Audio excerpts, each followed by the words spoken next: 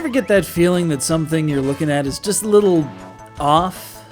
Despite the markings of the contrary, like Atlas' name signifying that this was a commercial production, this really looks like someone's shareware attempt at a platformer shooter hybrid. Everything from the character art to the actual in-game sprites, to the weird white outlined fonts wherever they're set against the majestic backdrop of space, full of talking animals for whatever reason, seems a bit too senior project-ish. This was a commercial release, it just really doesn't look it. Kinda plays like it though.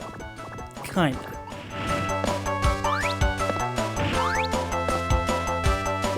Panzou and his sidekick navigational computer, comedic foil, and holder of stuff on chains Mamezo, because he's bean-shaped, get it? Are sent out on patrol because, well, that's their job. There are creatures popping up all over the place, after all, and someone's gonna put down the native fauna. Of course, in order to get to a target planet, there's space transit involved, and you've got to shoot asteroids and enemy craft with bubbles. Yeah, there's a kind of a kiddie feel to the whole affair, but I've seen stranger. Unfortunately, every space shooter needs a boss, and this piece of wet tissue paper barely qualifies. Behold, in real time.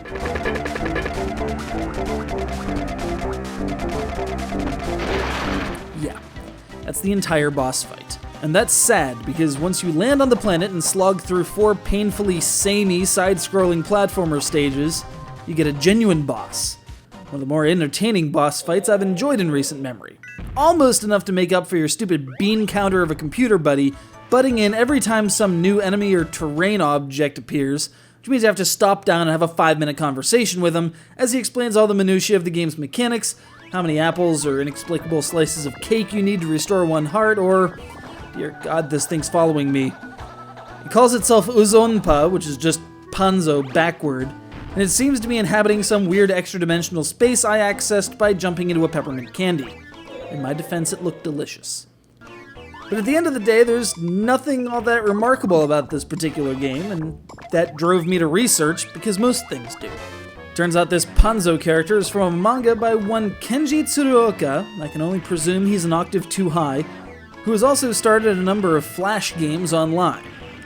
Unfortunately, said author's website hasn't been updated in 3 years, and all the links are broken. All that remains of the Panzou hegemony is this: a GBA cart, passed on to us by Felicity in Worcestershire, like some black box of mid-aughts pop culture. I'm gonna close this thing back up now, hope you don't mind.